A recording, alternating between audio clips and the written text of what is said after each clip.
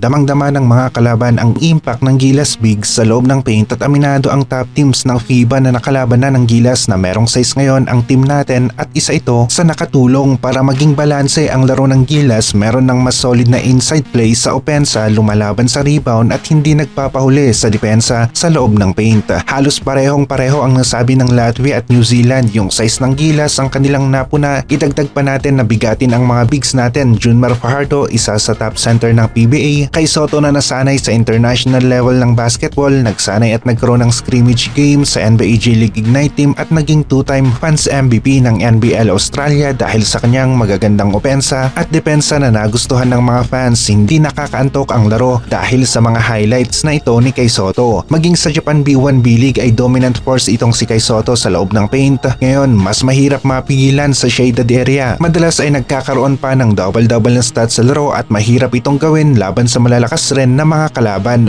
Muling magkaharap ang Gilas at New Zealand sa third window ng FIBA Asia Cup qualifiers at pagkakataon ito ni Kai Sotto na masolidify ang kanyang pagiging isang malakas na sentro at kung nagkaroon ulit si Kai ng dominant na laro laban sa team ng New Zealand at sa home court pa ng kalaban ay posible na maging daan ito para sa mas magandang oportunidad para kay Kai Sotto. Maraming plays si Kai sa loob ng paint na kung saan talagang hirap ang mga kalabang big sa kanya. Mga putback plays at tip-in ang nagawa ni Kai. Naka-rebound na nga, nakapuntos pa. Solid na 4-5 players, isa ito sa pundasyon ng sistema ni Coach Tim Cone dahil magkabilaan malapit sa basket palaging may big na nakaabang. Junmar at Kai Sotto triangle offense, hindi lamang sa iisang side pwedeng mag-shift sa kabila. Parehong malakas ang mga bigs, maganda ang success rate para ma-execute ang mga inside plays. Mas matangkad na Gilas, napansin ito ng karamihan, ang FIBA mismo, mga kalabang teams maging ng mga fans. Dito talaga dihado ang Gilas noon pa man at kahit na may quality guards tayo, kung hirap naman tayo sa loob ng paint ay talagang nahihirapan tayo na manalo noon. Local ang mga bigs natin at naging isang malaking bonus pa ang naturalized player natin na wingman. Merong size, pwedeng tumulong rin sa loob ng paint, athletic, mabilis at malakas sa opensa, kaya naging balanse ang Gilas ngayon. Quality bigs at guards at isang wingman na si Justin Brownlee. Marami tayong magagaling na mga guards at kailangan na maging balanse ang ating lineup, kaya naman target ng program director na maka-scout at makakuha ng mga matatangkad na batang players overseas na pwedeng maging lokal ng Gilas team, at yung mga matatangkad na nandito nga rin sa ating bansa kailangan na matutukan at ma-develop nga rin sa maagang panahon. May laban ang Gilas sa international level. Kung balanse palagi ang ating lineup, merong solid na 4-5 combo parang Kai Sotto at Junmar Fajardo. Kapag nagawa nga ng Gilas na manalo laban sa team ng New Zealand at sa home court ng kalaban ay masasabi natin na handa na nga ang mga ito laban sa team ng Australia. Mabibigyan nila ng isang magandang laban ang Australia at posible na ma-upset nila ang team na ito kapag nagkataon. May chance ang Gilas na manalo laban sa team ng Australia dahil na rin sa napansin natin na hindi gaanong naglalaro ang mga